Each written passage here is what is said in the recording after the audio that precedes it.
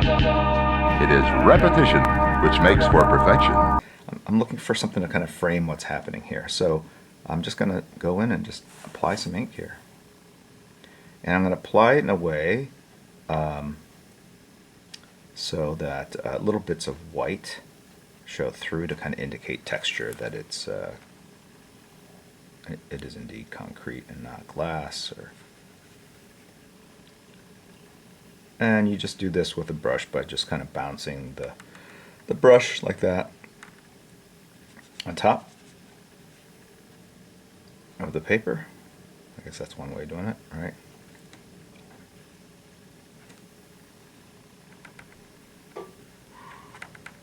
Oops. Inked underneath.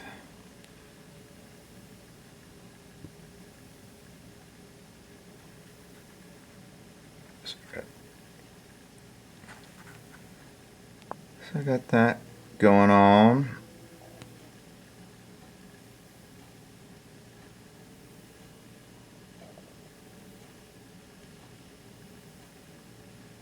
Make the edges kind of rough, not so straight, or yeah, not so smooth, I guess. Element here. Inking with a brush is very therapeutic. Requires a lot less. You don't want to hold the brush too hard or too tightly like you would with a marker. You kind of have to let it live a little. Give a little more freedom. I remember the first time I tried to ink with a brush, how hard it was. And it is all just muscle memory practice. There's no brush you can buy that will make you a better inker, although I take that back. Really crappy brushes you will struggle with. So a nice brush will give you more of the line that you want, but in terms of being able to make the brush give you the strokes and the shapes, the angles, the lines that you want, it's all just practice. And I wish there was some, which is really if I were to write an art tutorial book, as many of you guys know, it would literally be lots and lots of white pages. Please practice. Or no, lots of pages. The first page would just say, just draw. All the subsequent pages in that book would just be blank, and it would just say, it's up to you. And if you can get through the whole thing, fill it up, I guarantee you, you will be a better artist. If not a better artist, you will have at least acquired the muscle memory, being able to control drawing instruments to create the shapes that you want. The shapes themselves still might look horrible. Let's just be honest, we don't know. That part I don't know. But your physical ability to manipulate tools to give you the results that you envision in your head will be far more significantly better. I need to sort of it's kind of like that, the movie The Matrix. It's like, now you know Kung Fu. Now you know how to fly a helicopter, right? When I start a piece, I kind of load in what I think the piece will look like, or what I want it to look like. It's loaded in my head. I put like little scribbles down. Those scribbles are meaningful to me because they're visual markers to the thing I've loaded in my head. Entire family. We do it up. Everyone tells me it's delightful. All disclaimers, it is a Warner Brothers Discovery movie. It's the company I work with.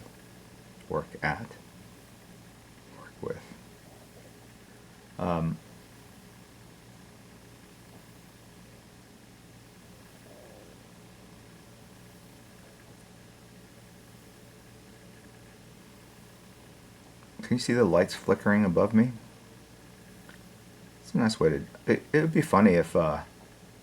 Because our light system is like home automated. Like, one of my kids is at the control panel.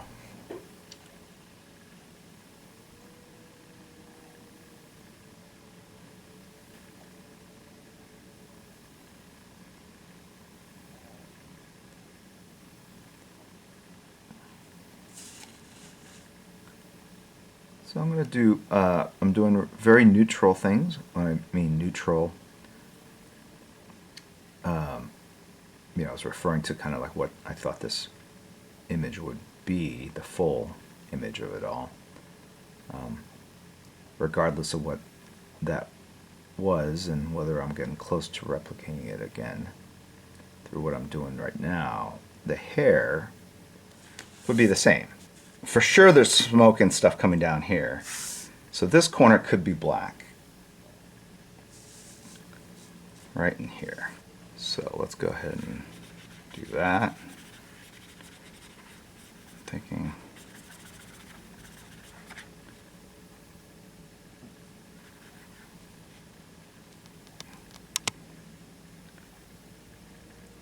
this camera might fall down. I hear, like that sound of tape kind of unsticking. I have tape on this camera to kind of hold it at a certain angle. So, okay. And we're going to go all the way down to the hair. Yeah.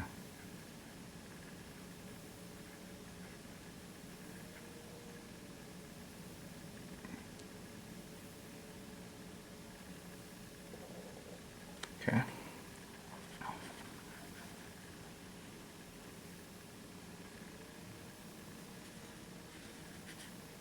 So the black, there's more, kind of continues down here.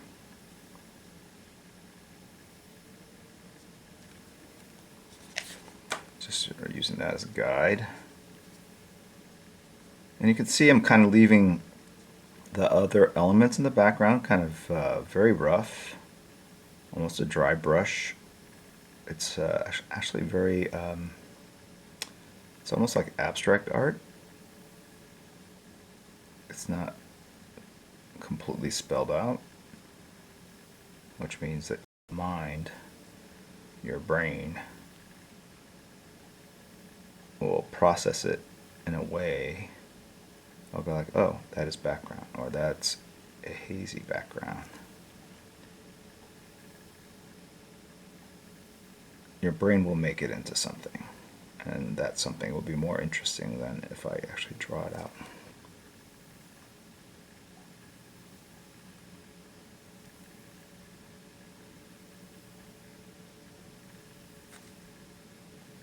Anyway,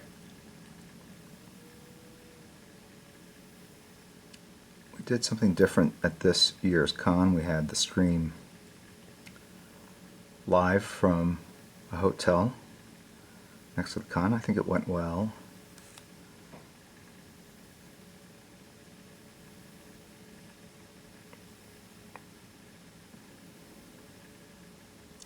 I don't know what I'm going to do for New York. New York just doesn't seem as receptive to something like that. Not the convention itself, it's just the city, the size of hotels. You do need a suite. You need a large enough room to kind of have everyone be able to sit in and be comfortably. Like we had 12 or 13 people, I think. With the mods, it was like 15, 16. But it wasn't too crowded. It didn't feel crowded to me, at least. I think this is black in here.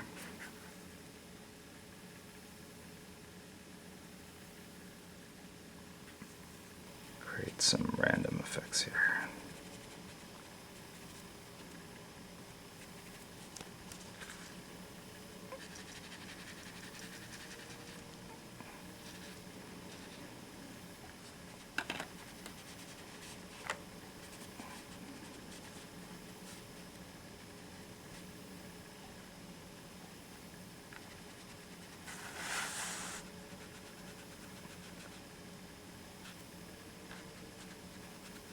And some of this is intentional in terms of where the ink's going, and some of it is just sort of like serendipity. It's like, okay.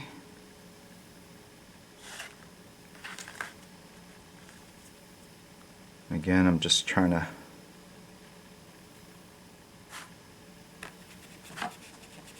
create something that looks visually of interest.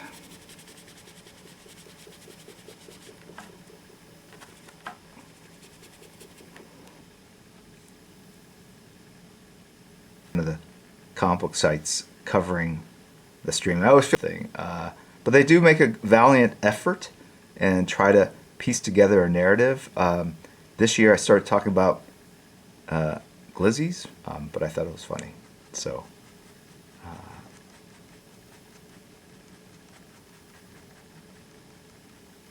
because it's more of a stream of consciousness that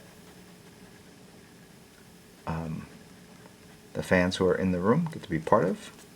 Let's put it behind to white it out. Let's see what happens.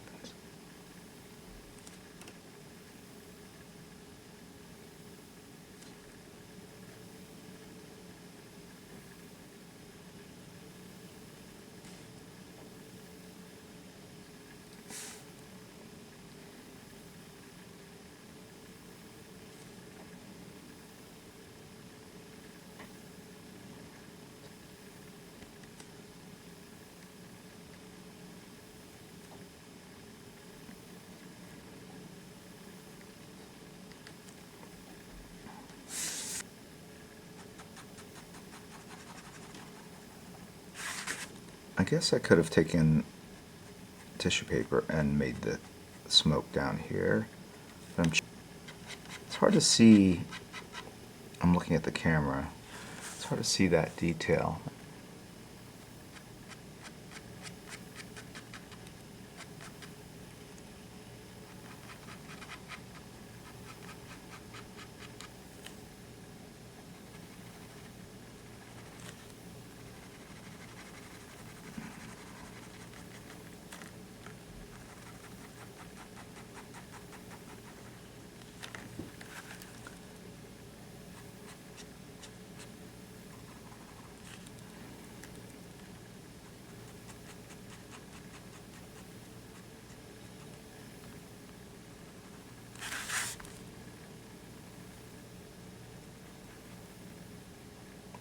How many of you are going to New York Comic Con?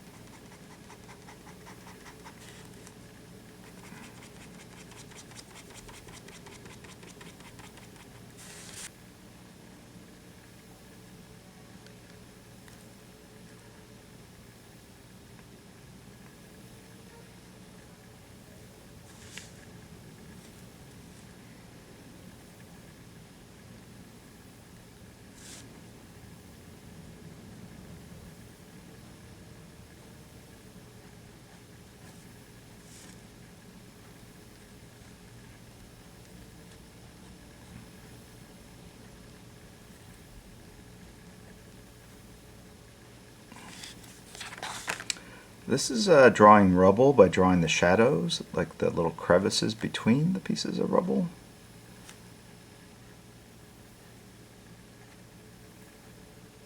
Kind of like drawing a nose by drawing the shadow of the nose, but not the nose itself on small figures, or when you want it to look like kind of blown out by the lighting a bit.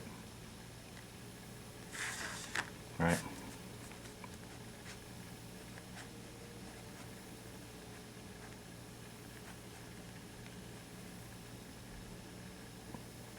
This in itself, I would say, is kind of like it's an art thing, right? Some people are good at it. Some people do like these amazing playful patterns.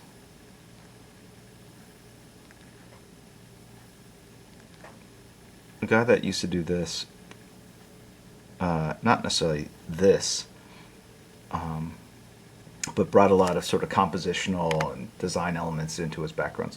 Tim Sale, like, I love the way he would, when he penciled inked his own like brick walls. It's so organic and so just like, it's modern. It looked like modern art. It looked like modern abstract art. Although it was a brick wall. Check it out. Like, he would just like go in and slash it up, and the brick lines were just not even or parallel, but it just looked so cool. He was so good at it. I'm just putting little dits and dats. That's the technical artistic terminology, dits and dats, D-I-T-S and D-A-T-S, from the Latin dictums and datums.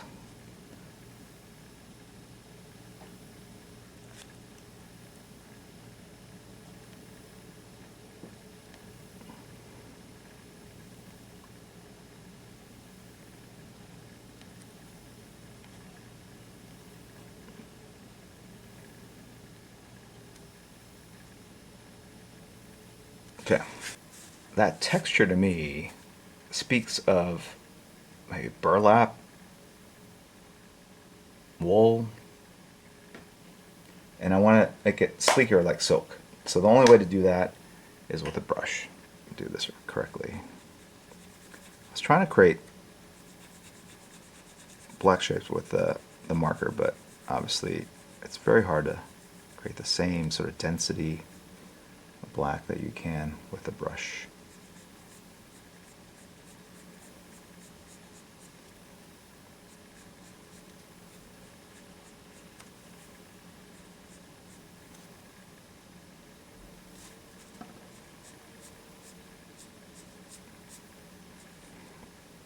And there's gonna be white out there, so I know that's gonna kind of a cool fade out effect there. And let's there we go. Clean up the white out there. Oh, let's go ahead and do this. This was also something I had kind of planned on doing with a brush. So that's the core shadow. It's the darkest part of that area there. So I'm just sort of telling myself that.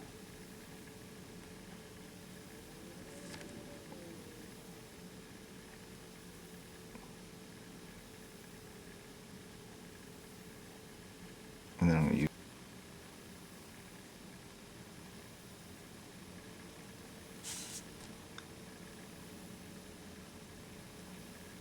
okay, what they mean, but they are things. It's part of art.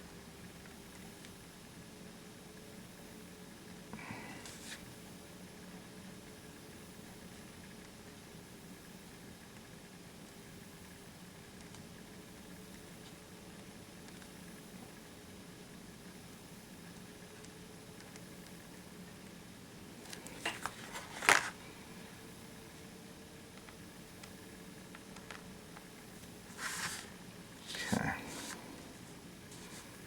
And then we have here this foreground.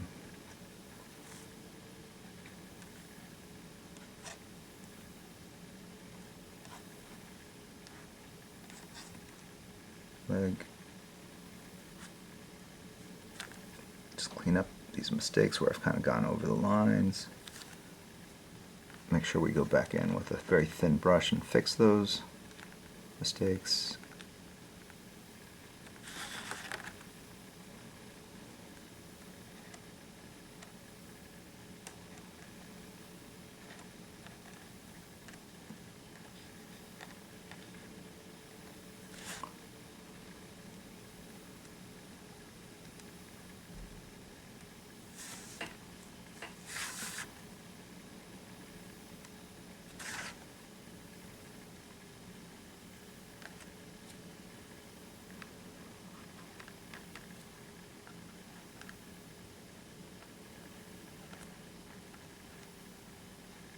These are sort of the face, the tops of bricks that are sort of lying in the rubble. That's kind of how I see it. The iPhone camera, it will look at all that splatter, and it basically kind of blows out the exposure, and you can't get something that looks really contrasty. It's a thing. And even when I scan, it doesn't quite do justice of the original. So I kind of want to take a picture of this before I do the whiteout splatter, because once you do the whiteout toothbrush effect, it will blow out the lines and it just will look a little funky. The original looks fine. It's the digital copy of it. And I'm just doing things, adding three-dimensionality. There's no rhyme or reason to this other than just sort of trial and error. I've done this many a time. And I also know, like, hey, if it doesn't look right, I can always white it out. It's more like a painting than a drawing at this point, right? And you can have as much fun with the background, if not more, than you do with the figure work.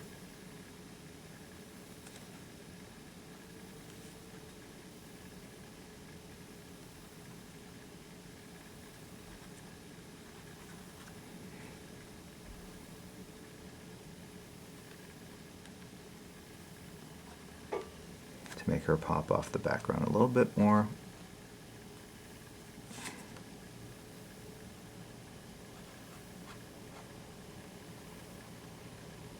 I gotta finish that forearm element, I just realized.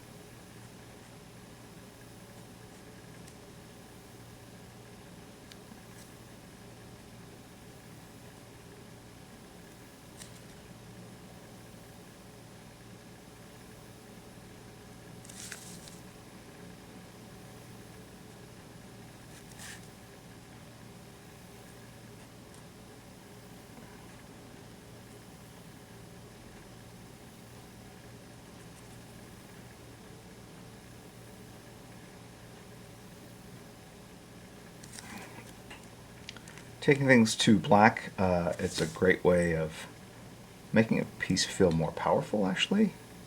Right? The more shadows and black shapes, the more dramatic it can feel. But then if you do too much, then you just have a big blob. So you gotta just, again, it's just finding that happy medium. I would say that applies to everything in life.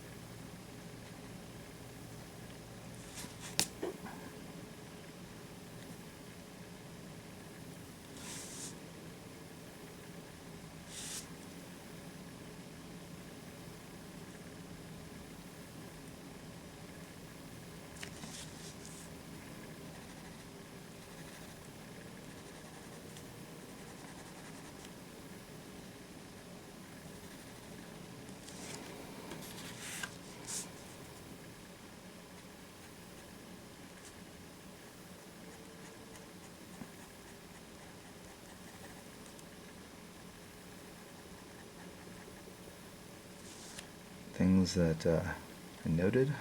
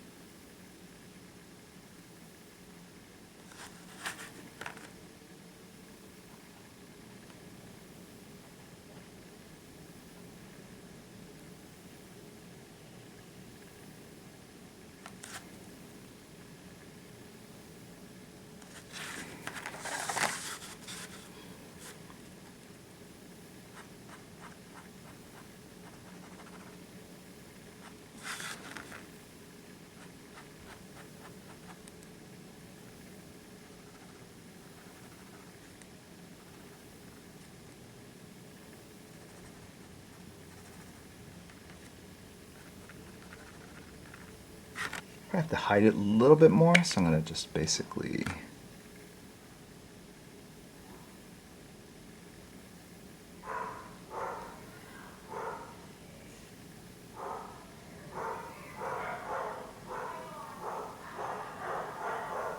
the dogs. Can you guys hear that?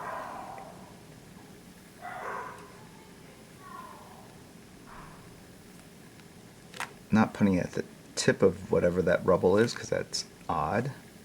Let's continue it up.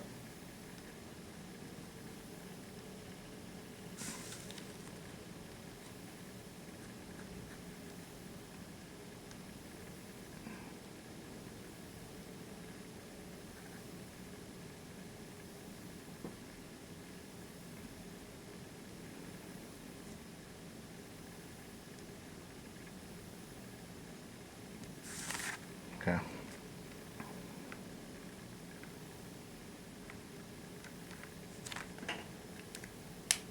Maybe someone will see it who didn't know.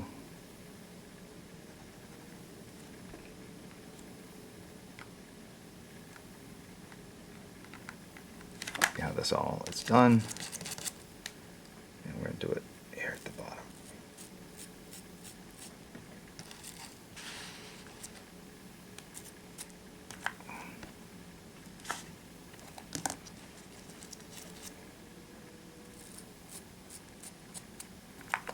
The first good sprays off the toothbrush are the best. Then what happens is the bristles get sort of waterlogged with ink, and the bristles clump together because of the clumping, because of the white ink drying, and you don't get as fine of a mist. So that's kind of where. So I kind of start where it's the most important, knowing that my later sprays are not going to be as nice.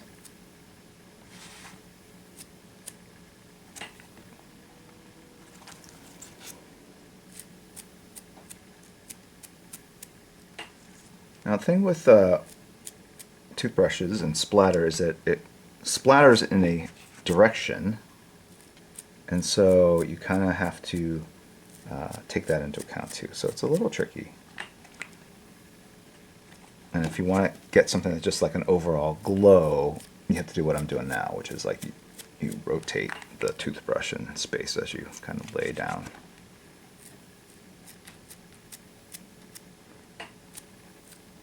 Hey, what the heck is happening?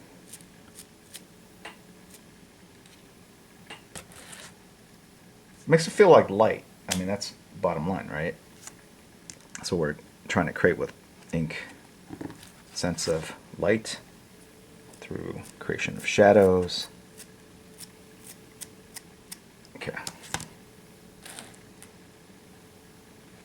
Okay, let's do that. Let's do that. Let's just clean up some of these ends over here. Drop some shadows. Just make everything feel a little more three-dimensional.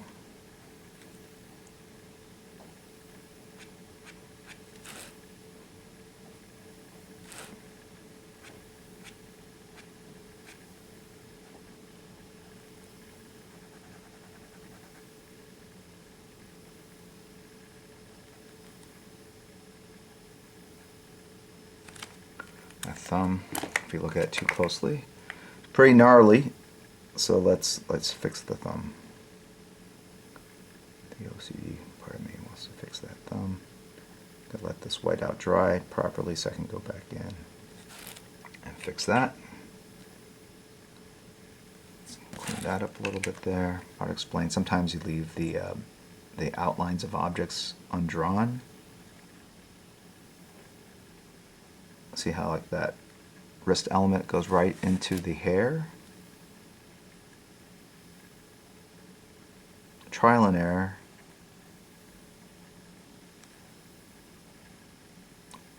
And the funny thing is, like, what might look good now, later we go like, oh, that did not work. So it's not an absolute. You got to kind of keep at it. Let's turn that. I'm putting these little teeth to kind of turn the form, to kind of indicate that the forearm is cylindrical.